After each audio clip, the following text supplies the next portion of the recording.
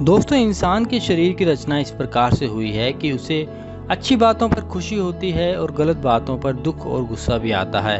लेकिन आपने अपने आसपास देखा होगा कि कई लोगों को बहुत ज़्यादा गुस्सा आता है और गुस्सा करने वाला आपका विरोधी हो तो कई बार आपको बहुत परेशानी का सामना भी करना पड़ता है। दोस्तों, इस वीडियो में हम ये सीखेंगे कि हम किस प्रकार से अपने विरोधियों के गुस्से से होने वाले नुकसान से बच सकते हैं, बल्कि उनके गुस्से का लाभ उठाकर उन्हें हरा भी सकते हैं और कैसे उनसे अपना मनचाहा काम करवा सकते हैं। नंबर 1, ज़्यादा गुस्सा करना। गुस्से लोग आमतौर पर मूर्ख नजर आते हैं क्योंकि वह छोटे से कारण पर बहुत ज़्यादा प्रतिक्रिया करते हैं। वह चीज़ों को कुछ ज़्यादा ही गंभीरता से ले लेते हैं और अपनी छोटी सी चोट या अपमान को बढ़ा चढ़ाकर महसूस करते हैं। वह अपमान के प्रति बहुत संवेदनशील होते हैं और आपने अक्सर देखा होगा कि वह हर चीज़ को व्यक्तिगत मान लेते हैं। इससे भी मज़ेदार बात यह है कि वह यह मानते हैं कि उनका गुस्सा शक्ति का प्रतीक है। सच्चाई इसके विपरीत है। चिड़चिड़ापन शक्ति की नहीं, कमजोरी की निशानी है। हो सकता है कभी कभार लोग आपके गर्म स्वभाव से सहम जाएं, लेकिन उनके मन में आपके प्रति सम्मान नहीं रहेगा। वह यह भी समझ लेते हैं कि जिस व्यक्ति का खुद पर इतना कम नियंत्रण है उसे आसानी से नष्ट किया जा सकता है। बहरहाल, इसका समाधान यही है कि हम अपने गुस्से या उत्तेजित प्रतिक्रियाओं पर कंट्रोल करें। गुस्सा हमारी मानसिक ऊर्जा को कम कर देता है और हमारे व्यवहार को अजीब बना देता है। इसलिए हमें अपने व्यवहार में बदलाव लाना चाहिए। हमें यह एहसास होना चाहिए कि दैनिक जीवन में होने वाली घटनाएं आम बातें हैं, इसमें हमारा व्यक्तिगत कुछ भी नहीं है। 48 लॉज ऑफ पावर बुक के राइटर रॉबर्ट ग्रीन एक घटना का उदाहरण देते हुए बताते हैं। एक बार अमेरिका और रूस में एक भयंकर युद्ध हुआ। उसी समय साहू नाम के सेनापति के सलाहकारों के हाथ कुछ ऐसे दस्तावेज लग गए जिनसे उन्हें पता चला कि जनरल ने दुश्मन के साथ षड्यंत्र किया था। जब राजा को इस बात का पता चला तो उन्होंने सेनापति को आदेश दिया कि वह जनरल को गिरफ्तार करके सजा दें, लेकिन सेनापति ने ऐसा नहीं किया। इसके बजाय उसने राजा को दस्तावेजों को जलाने और मामले को भूल जाने की सलाह दी, क्योंकि उस समय युद्ध अत्यंत भयंकर स्थिति में था। उस समय जरा सा भी विचलित होने से जीतना मुश्किल हो जाता।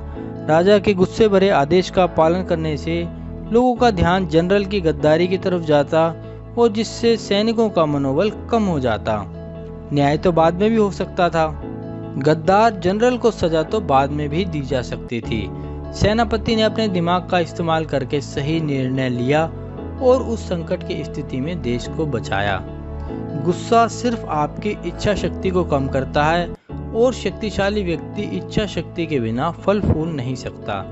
जब आप यह सीख जाते हैं कि मामलों को व्यक्तिगत नहीं मानना है और अपनी भावनाओं पर काबू रखना है, तो आप में जबरदस्त शक्ति आ जाती है और आप हर मुश्किल परिस्थिति में सही निर्णय ले पाते हैं।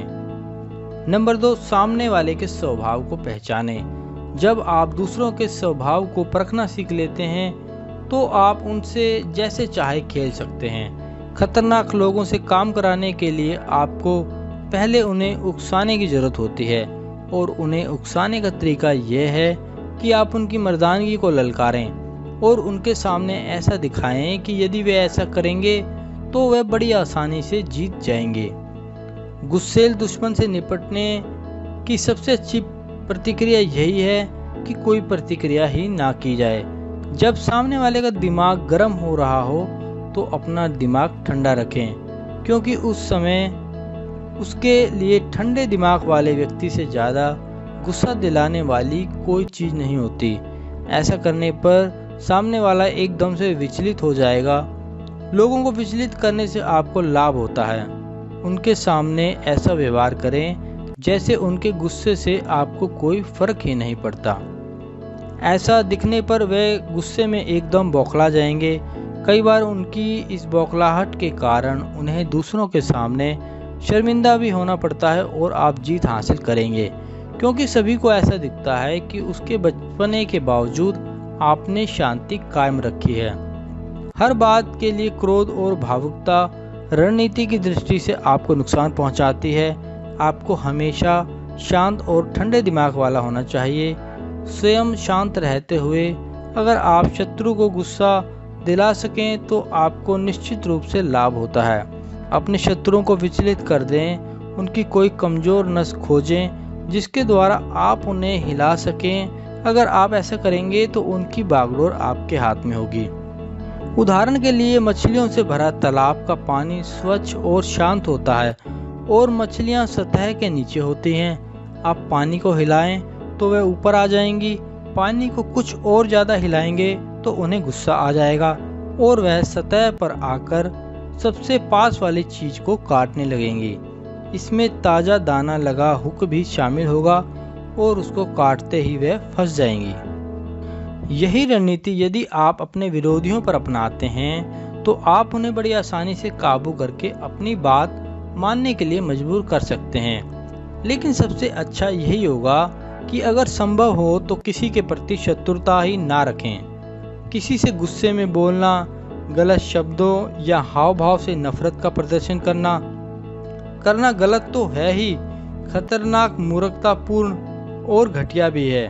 आपको सीधे सीधे किसी पर गुस्सा या नफरत कभी भी नहीं दिखाना चाहिए। आपको जो कुछ भी दिखाना हो अपने कामों से दिखाएं, क्योंकि कर्म करते समय आपकी मानसिक ऊर्जा अधिक प्रभावशाली होगी, क्योंकि आपने किसी और तरीके से उनका प्रदर्शन नहीं किया है। कर्म करने से आपकी मानसिक ऊर्जा को सही दिशा मिल जाती है और आप एक बेहतर इंसान बन जाते हैं। आशा करता हूँ ये वीडियो आपको अच्छा लगा है। इस वीडियो को लाइक करें और ऐसे वीडियो देखने के लिए चैनल को सब्सक्राइब करें और नोटिफिकेशन बेल को दबाएं, जिससे आने वाले वीडियो आप सबसे पहले देख सकें। ठीक है दोस्तों, अब आपको मैं नेक्स्ट वीडियो में मिलता हूँ नेक्स्ट टॉपिक के साथ में। तब तक के लिए जय हिंद, वंदे मातरम।